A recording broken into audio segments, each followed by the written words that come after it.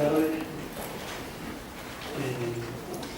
Buenas tardes, señor jefe del Mundo de Canarias, señor teniente alcalde, de La Laguna, señor consejero del Cabildo, senador, miembros de la Junta de Gobierno,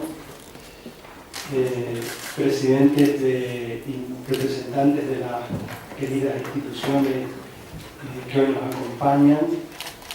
Por supuesto, la primera, y digo la primera porque se refiere hoy al presidente de la Hermandad de Caballeros de Anchieta, presidente del Ateneo de La Laguna, miembros de Cruz Santa Cruz, amigos de colaboradores de Radio Beca y, por supuesto, hermanos de la cofradía de Caballeros de Anchieta. Amigos, amigas, este acto que hoy nos reúne en esta casa que es casa de todos los tinerfeños, es un acto que para nosotros está cargado de un especial simbolismo.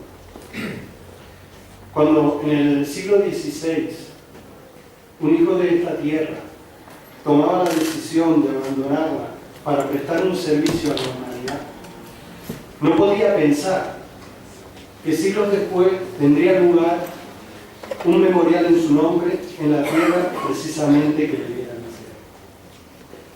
José de Anchieta, tras ingresar en la orden de los padres jesuitas, parte para Brasil, donde desarrollará una labor muy polifacética, pero una labor centrada en unos ejes muy claros, que van a ser contribuir a la cultura y a la educación de aquellos pueblos que se estaban incorporando a una nueva civilización, pero con el respeto a sus valores, a su propia cultura, en definitiva, con el respeto a los pueblos indígenas.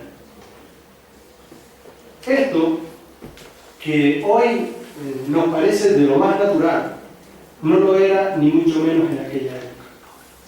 Es lo que le hace grande a José de Anchieta, le hace visionario de la historia y le hace ganar el respeto de las generaciones futuras. Saber combinar razón y fe ha supuesto ocupar un lugar en la historia para hermanar los pueblos de ambos lados del Atlántico. Esta labor de los jesuitas, no siempre bien comprendida por los poderes establecidos, les va a llevar a no pocos problemas. Hasta que en 1767 son expulsados. En el caso de La Laguna, son expulsados de esta misma casa. Lo que hoy es el Gabinete de la Ilustración, donde está expuesta la positio, que después podrán ver, entre otros materiales que hemos preparado, fue en su día la capilla de los jesuitas. Curiosamente, 10 años después, en 1777, se constituye esta Real Sociedad Económica con una línea de actuación muy coincidente en muchos aspectos con la obra de los jesuitas. Aquellos ilustrados van a tener la preocupación por la cultura y la educación, por los adelantos de la época, por la mejora en la agricultura, por las nuevas ideas, en definitiva, en cómo contribuir al avance de la sociedad de su época. A pesar de los avatares que habrán de suceder posteriormente, no harán mella en la obra ni de los jesuitas ni de la Real Sociedad Económica. Hoy, ambas instituciones siguen formando parte de la realidad de nuestra tierra. Hoy, ambas instituciones siguen preocupadas y ocupadas en contribuir a la mejora del crecimiento de nuestro pueblo. Hoy, ambas instituciones miramos al futuro. Y hoy, ambas instituciones podemos hacer algo que el tiempo no nos permitió: darnos la mano para caminar. Han pasado muchos años desde que fueran expulsados de esta casa. Y ha sido un hijo de esta tierra, un miembro de los jesuitas, quien les ha traído de nuevo a Él. Querido Padre Lucas, desde que empezamos a hablar ya, hace ya muchos meses de este acto, no he hecho más que pensar en cómo debía terminar estas palabras de este acto introductorio. Y lo cierto es que lo único que me venía a la mente era decirle, queridos padres jesuitas, después de 247 años, sean bienvenidos de nuevo a su casa.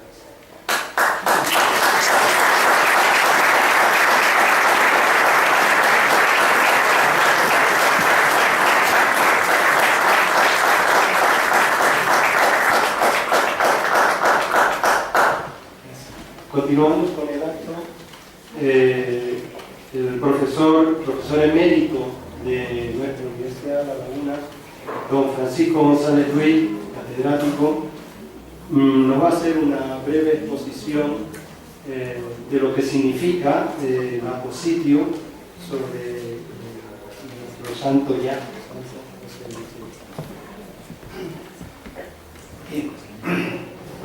Voy a ser breve, puesto que en el protocolo tengo asignado 10 minutos.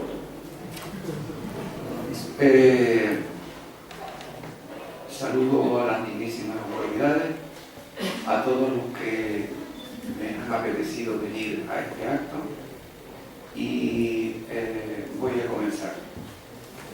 En 1529, en el llamado Colegio de Santa Bárbara de la Universidad de París, 3 estudiantes de artes que compartían habitación, Ignacio de Loyola, Francisco Javier y Pedro Fabro, empezaron a pensar en cómo responder a los problemas que en aquellos momentos existían. En 1534, el 15 de agosto, se producía en la colina de Montmartre una Eucaristía presidida por el recién ordenado primer sacerdote de la compañía, Pedro Fabro, ante los 7 primeros compañeros o socios de las Societas Jesu. Los nombrados más, los que ya hemos nombrado, más Alfonso Bobadilla, Diego Laínez, Alfonso Salmerón y Simón Rodríguez. Todos eran españoles, menos Pedro Fabro, que era francés de Saboya, y Simón Rodríguez, que era portugués. José de Anchieta, Giuseppe, como lo llamaba su familia, no llegaba a medio año de nacido. Ignacio de Loyola es de Azpeitia, como el escribano Juan de Anchieta, el padre de Giuseppe, como el licenciado Francisco de Arzola, jurado, esto es, representante del pueblo de la Villa Abajo de la Laguna, la demarcación que comprendía la parroquia de los Remedios, durante más de 12 años. A su fallecimiento ocupa el cargo Juan de Anchieta, representante de los vecinos de la Villa Abajo, en el Consejo, en el Cabildo de Tenerife. Pedro Fabro, beatificado por Pío XI, por Pío IX, fue canonizado el 17 de diciembre pasado por el Papa Francisco, el mismo día en el que el Papa cumplía años. Destacó como maestro de reconciliación en una Europa rota por tantas discusiones teológicas y guerras de religión. Indudablemente, Pedro Fabro fue el reconciliador. Su dedicación directamente fue a conversar, a hablar con toda tranquilidad, con alegría, como dice el Papa, con todos los que no estaban de acuerdo con la situación de la Iglesia papista, del Papa, y por tanto se habían querido separar. Murió en 1546 en Roma, procedente de Coimbra, después de dejar fundado el noviciado de la Compañía, el Colegio de Jesús de Coimbra, donde en mayo de 1551 ingresa nuestra Anchieta. Viajaba para asistir al Concilio de Trento y murió nada más llegar. Se dice que los jesuitas exclamaron: está en otro concilio, en el concilio con Dios. La canonización de Pedro Fabro acontece a las puertas del año 2014, en la que se sucede enseguida a la del apóstol del Brasil, año en el que se celebra el bicentenario de la restauración de la Compañía de Jesús, 1814. Ambas canonizaciones se realizan de la misma forma, mediante una audiencia privada al prefecto de la Congregación de la Causa de los Santos, el cardenal Angelo Amato, presenta al Papa el informe, la positio esta que tenemos aquí, para el caso de José de Anchieta. La otra, el otro informe, sería para el caso de Pedro Fabro. Por este informe se extiende a la Iglesia Universal el culto litúrgico en honor del beato José de Anchieta y se inscribe en el catálogo de los santos. Se trata de una canonización que se denomina equivalente, en latín equiporentis, según la cual el Papa, por la autoridad que le compete, extiende a la Iglesia Universal el culto y la celebración litúrgica, una vez que se comprueban ciertas condiciones precisadas por el Papa Benedicto XIV en la primera mitad del siglo XVIII. El Papa dura 1675 a 1758. Es decir, que la canonización equivalente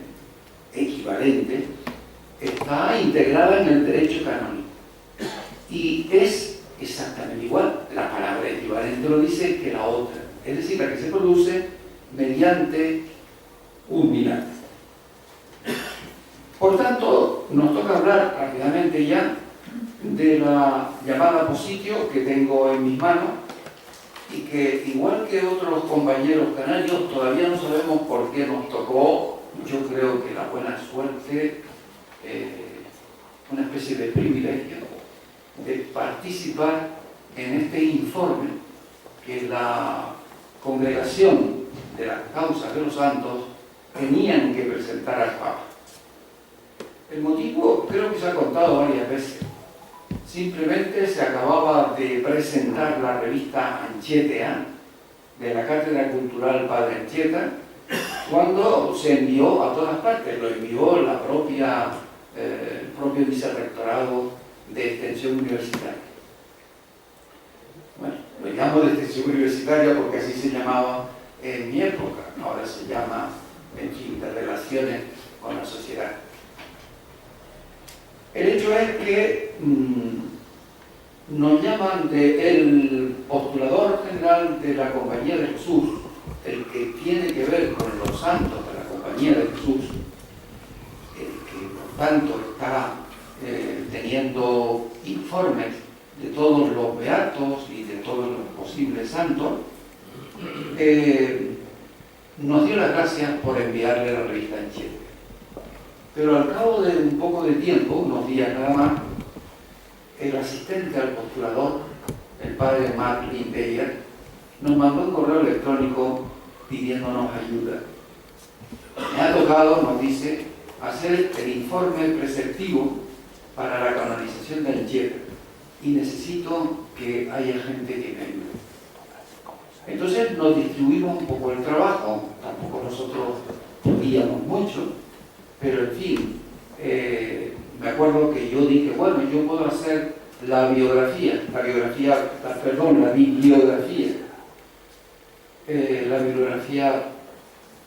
tenía que ser del año 1980, que fue el momento en que fue beatificado, hasta el presente.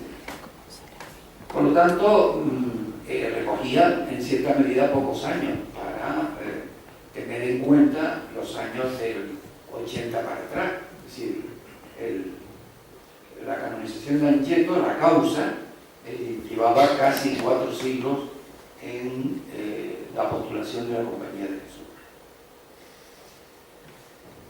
Don Eliseo Izquierdo, aquí presente, pues se encargó de la parte iconográfica y además trató de hacer por todos los medios, tengan en cuenta las dificultades, teníamos una fecha fija, de hacer una especie de trabajo de la laguna para explicar que la laguna había sido también escuela de Anchieta y posiblemente una escuela fundamental en su vida, aunque solo tenía 14 años cuando salió de aquí.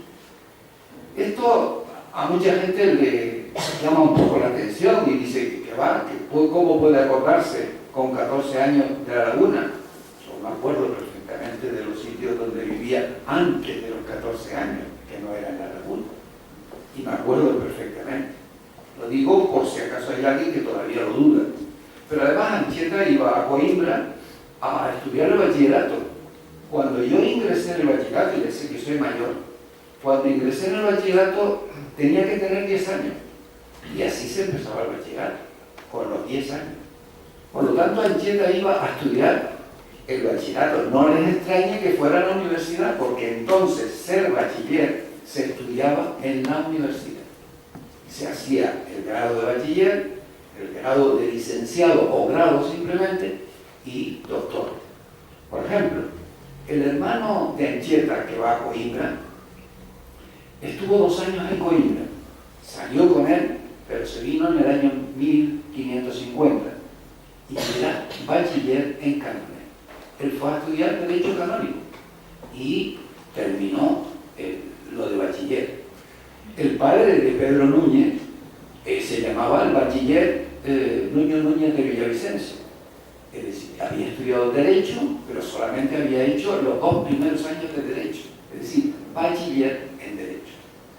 Bien, siguiendo con este detalle, don Eliseo pues estableció en ambos sitios que la laguna era escuela de Anchieta, como lo fue Coimbra. Perdón, Coimbra tuvo en ella 2 escuelas.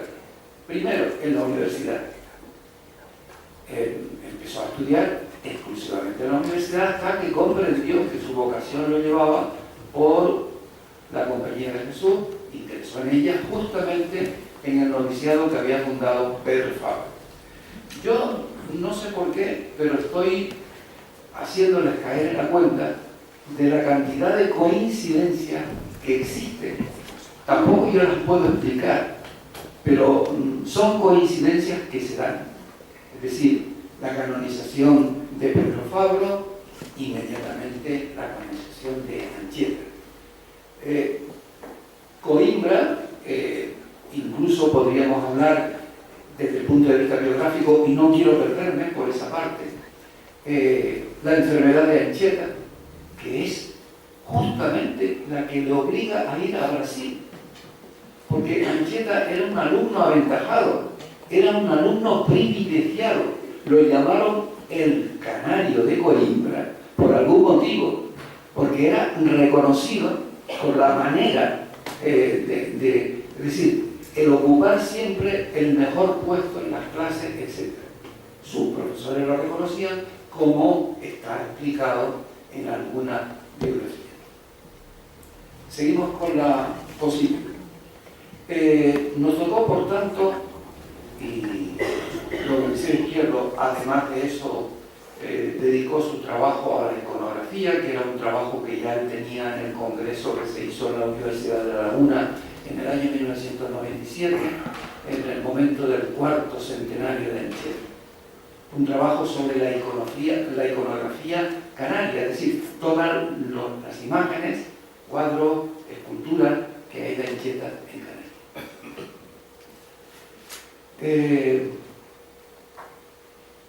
A mí, aparte de la bibliografía, que fue algo que yo pensaba como colaboración, le envié porque él lo pedía, estoy hablando del asistente a la postulación, el asistente al postulador, pedía con insistencia que mandásemos algunos de los trabajos que teníamos. Yo le mandé los últimos, un poco, los de uno hecho en el año 2003 y otro en el 2004.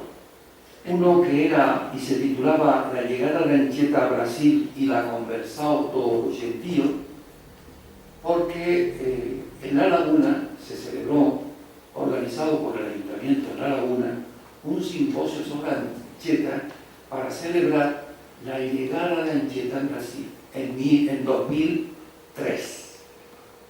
Anchieta había llegado a Brasil en el año 1553. Entonces, el organizador del simposio me pidió que por favor, ¿por qué no hablaba del momento de la llegada de Anchieta a Brasil y le dediqué también a...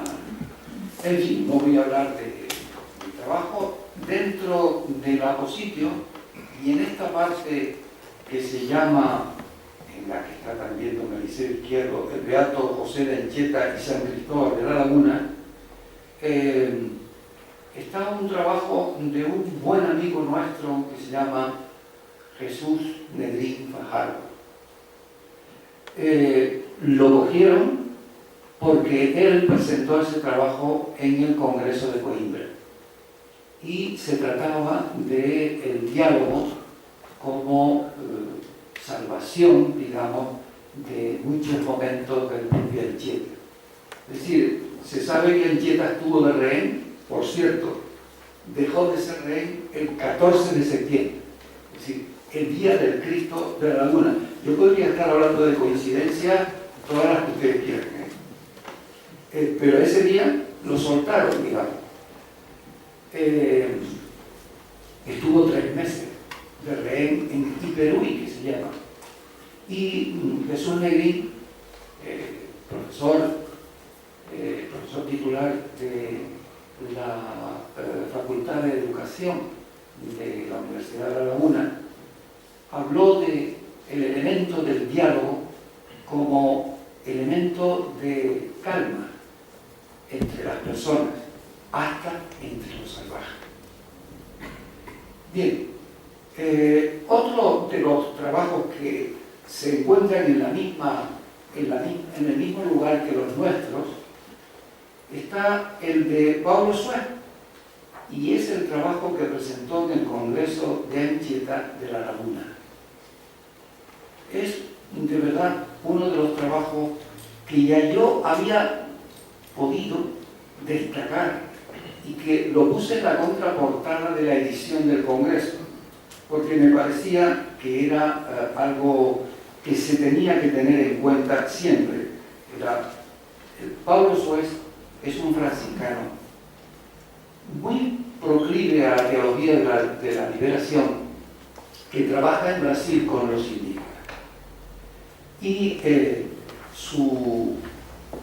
título de su trabajo se titula José de Anchieta, en portugués, a memoria y la memoria de los otros, autoridad apostólica y misión colonial. Es un trabajo bellísimo y el propio postulador debió de elegirlo. Se presentó en el Congreso de La Laguna del año 1997, donde se celebraba el 4º centenario de la muerte de Anchieta. Y yo creo que voy a terminar. Pensaba leer simplemente el índice de la apositio, pero creo que ya me he perdido y ya indudablemente habría que terminar. Falta nombrar a otro de los que han intervenido en la apositio, que es Carlos Castro Bruneto, también dentro del grupo de la iconografía, puesto que, como saben, él es profesor titular de la Universidad de Historia del Arte y se ha dedicado mucho tiempo al estudio de la iconografía brasileña de Anchieta. Bien, muchas gracias por su atención.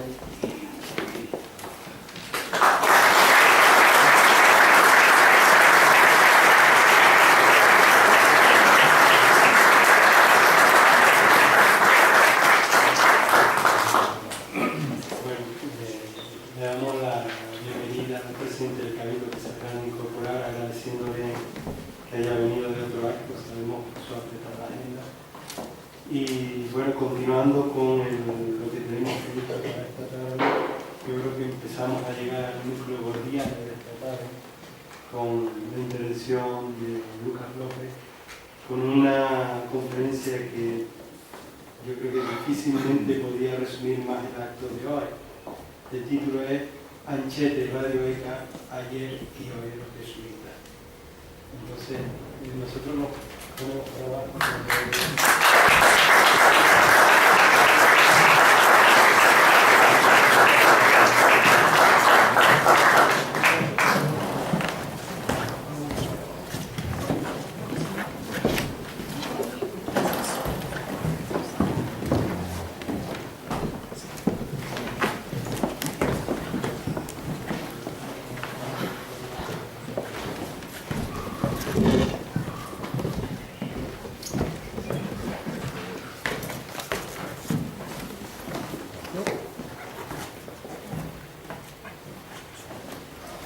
Bueno, pues lo primero darle las gracias por esta invitación, por estoy encantado de poder estar compartiendo con ustedes este rato.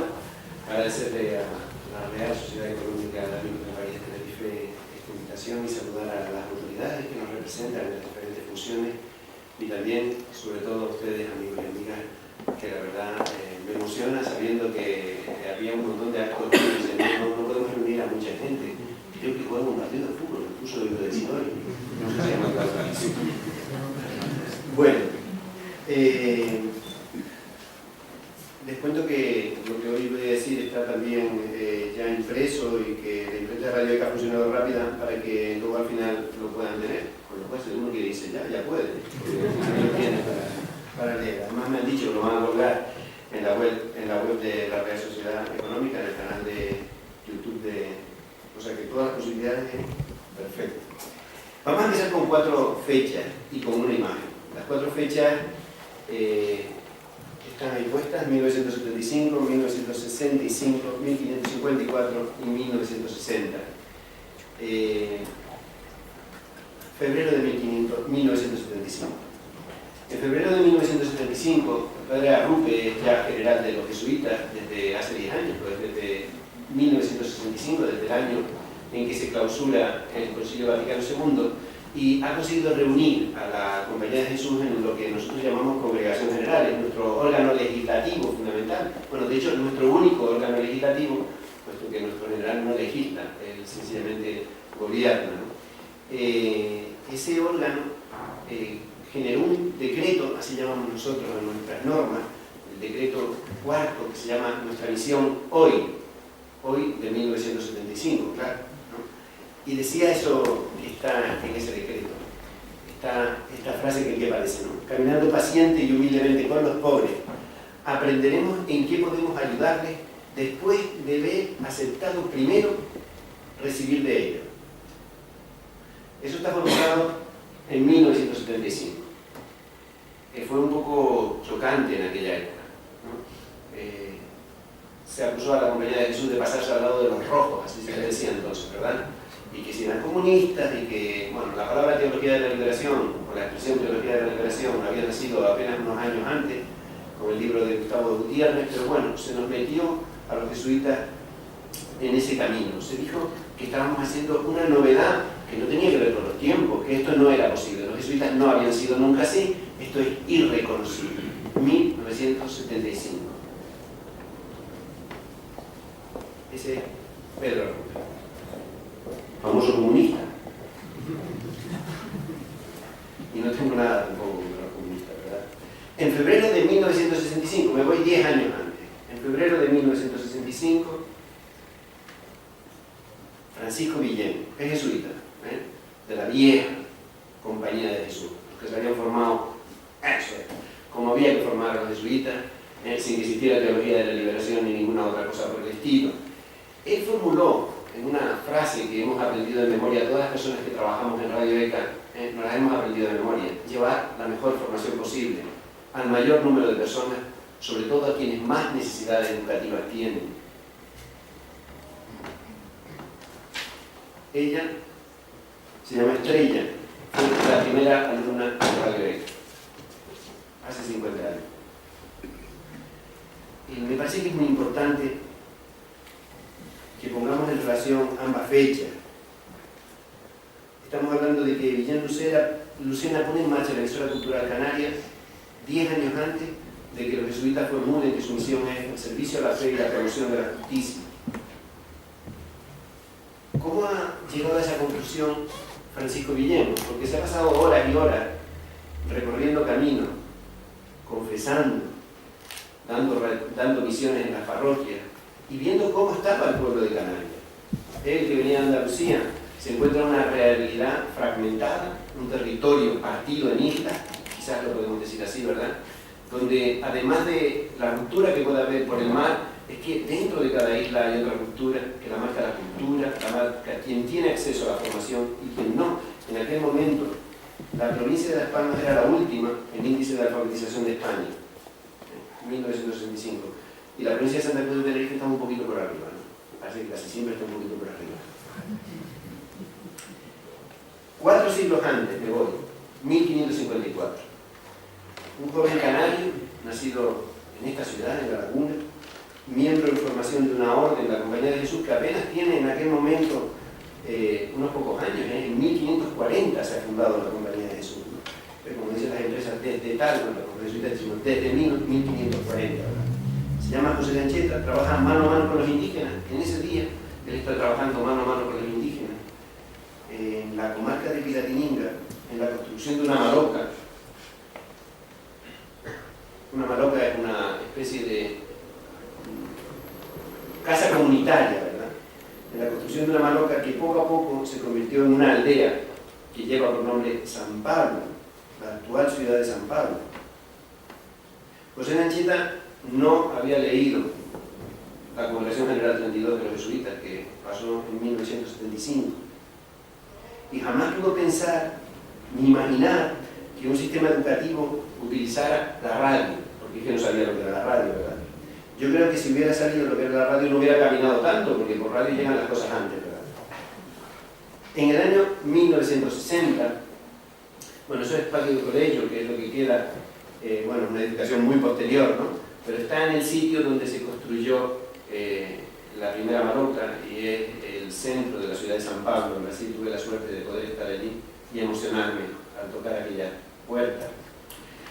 En el año 1960, nos vamos apenas 5 años antes de la fundación de Radio ECA,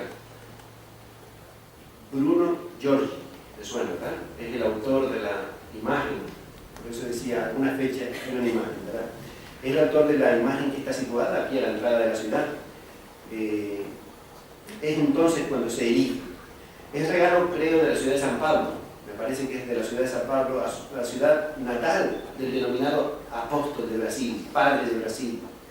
Conocemos la imagen, grande, estilizada, una tremenda carga simbólica. Yo me emociono mirándola. Me van a permitir que la use como referencia a lo largo de toda la disertación, de este rato que compartimos, para compartir ¿qué? Pues vivencias de alguien que es de la misma familia espiritual que José de Anchieta.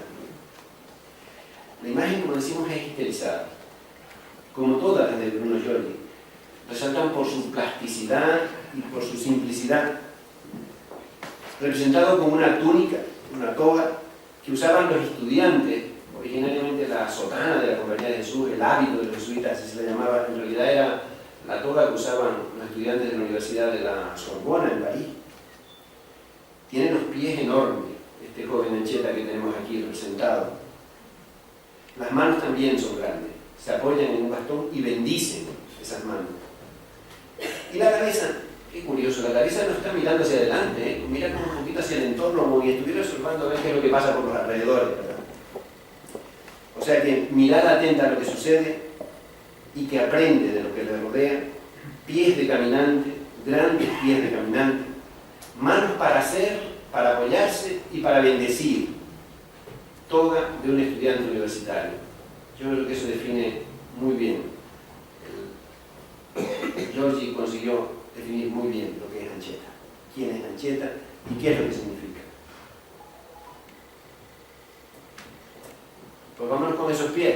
Vamos a empezar por ahí, los pies grandes de la imagen de Anchieta.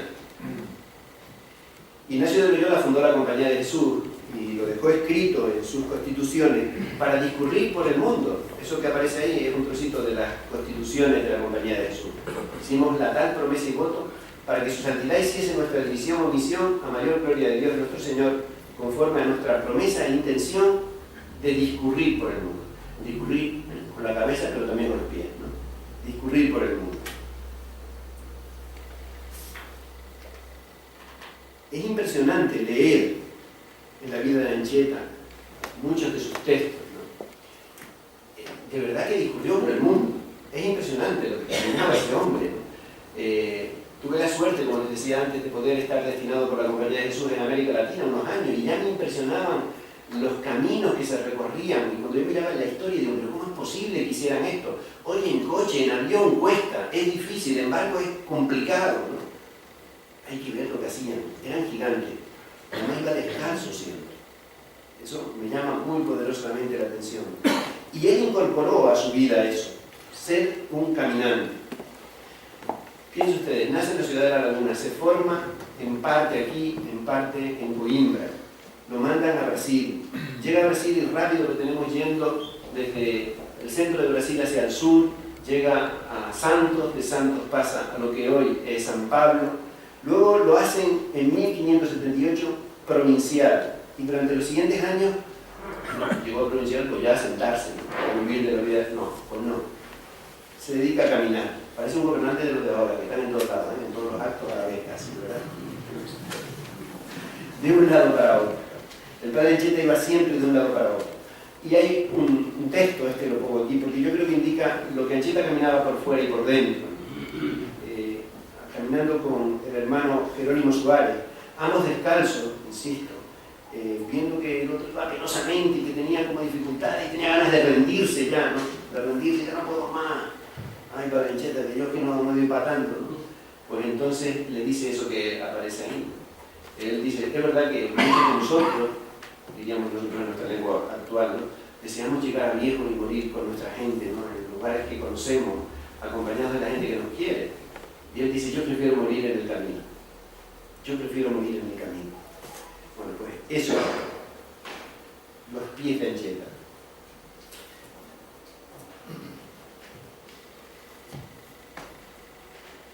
Seguimos discurriendo por el mundo. Ese es el logo del Instituto Radiofónico de Fe y Alegría. El de debajo, la 1300 AM es Radio Fe y Alegría en Paraguay, en Asunción. Radio Tecnología Educativa. Venga, ¿te suena?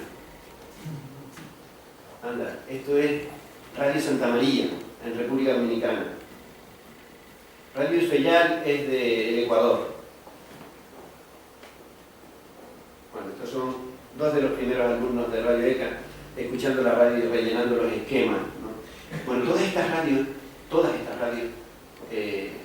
tienen una cosa en común, que es que usan sistema ECA, ¿no? Es decir, lo que aprendimos a hacer aquí en Canarias, que fueron el primer grupo de maestros y maestras, 4 maestros y 2 maestras que pusieron en marcha Radio ECA conjunto con el padre Guillermo, ellos aprendieron un sistema y ese sistema fue llevado a todo el mundo. A mí me parece que quiero vivir como ese discurrir, ese tener los pies grandes. Decía antes, Anchieta, si hubiera tenido a lo mejor la radio no hubiera caminado tanto, no hubiera hecho falta, ¿no? Bueno, pero el espíritu del caminante, el llevarlo por dentro, el estar en el camino, el llevar lo que tú tienes a otros lados, el compartirlo, bueno, pues eso es lo que quiero ver ahí, ¿no? Voy a dar salto precisamente al año 1965, cuando Francisco Guillén funda Radio ECA. Él es andaluz, decíamos, sus superiores lo han enviado a Canarias por motivos más bien personales, ¿no? no, vaya usted a Canarias a fundar Radio ECA, no le dijeron. Vaya usted a Canarias y busque a ver qué es lo que hace. En Canarias descubre una realidad, como decíamos, geográfica asombrosa, que son las islas, ¿no? Y para él, de verdad, las ondas son como los pies y los caminos para Anchieta.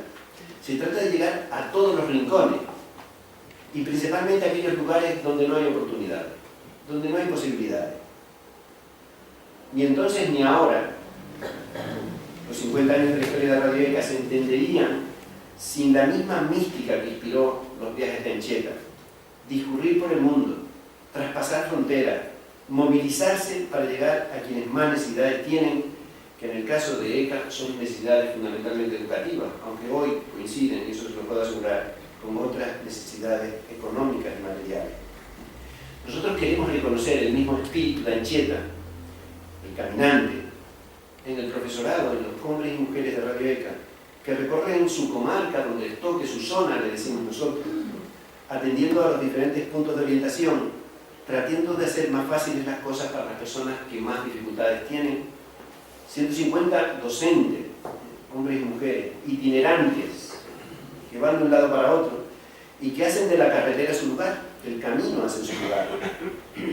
Yo quiero reconocer el espíritu itinerante de Anchieta en el empeño, además, de mantener una programación radiofónica que cubre las islas de extremo a extremo, con una presencia en la parrilla de las realidades que suceden en La Restinga y en San Ginés, en Santiago del Teide y en Artenara, en la aldea de San Nicolás y en Arure o en La Dama, en El Pinar y también en Las Tricias. Verán, para nosotros no es igualmente importante en la programación radiofónica lo que sucede en Santa Cruz de Tenerife a lo que sucede en San Sebastián de la Gomera, ¿no?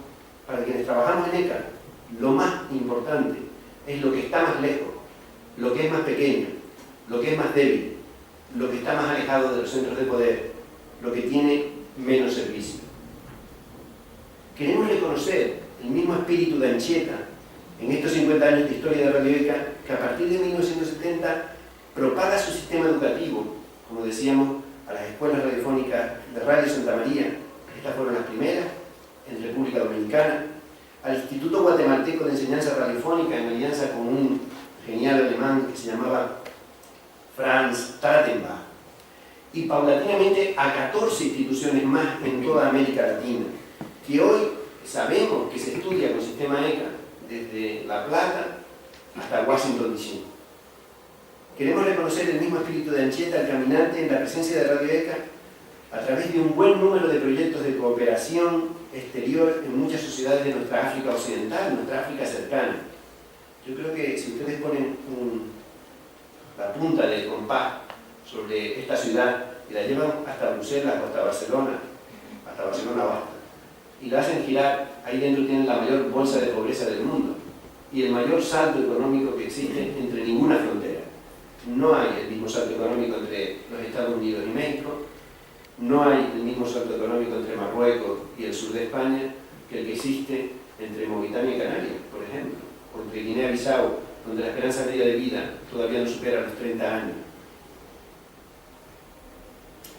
Todo esto nos pone en contacto, la Radio ECA y su sistema, nos pone en contacto con realidades que yo creo tienen probablemente mucho más dramatismo y ciertamente la misma necesidad o mayor que podía tener el pueblo tupí guaraní con el que se encuentra Anchieta en Brasil.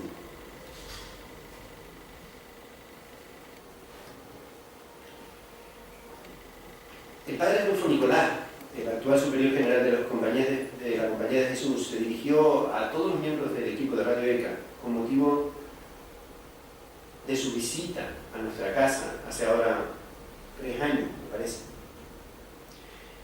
Ha tomado esa costumbre y cuando tuvo lugar la canonización de Anchieta, pues envió una carta, esta la dirigió a todos los jesuitas, que lo mostraba también como un caminante. Decía: no le movía ciertamente para llevar esta vida itinerante ningún espíritu de aventura, sino un espíritu de disponibilidad para la misión, la libertad espiritual y de prontitud para buscar y hallar en todo momento la voluntad de Dios. Anchieta no era Indiana Jones. Inmediatamente después el padre Nicolás nos pregunta, ¿no debiera ser la itinerancia, con todo lo que implica de libertad espiritual, de disponibilidad y capacidad de discernir y de tomar opciones, una de las características de la Compañía de Jesús?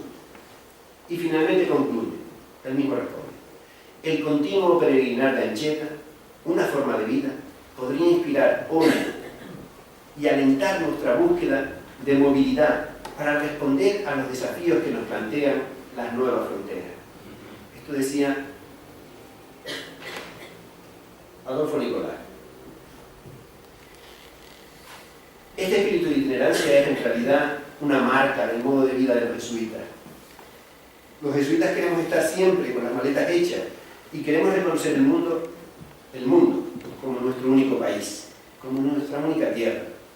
Y ciertamente los jesuitas de Canarias les puedo decir que lo vivimos así. Permítanme que les presente a algunos compañeros. Óscar Martín López, empezando por mi izquierda, el segundo, es de Los Sauces.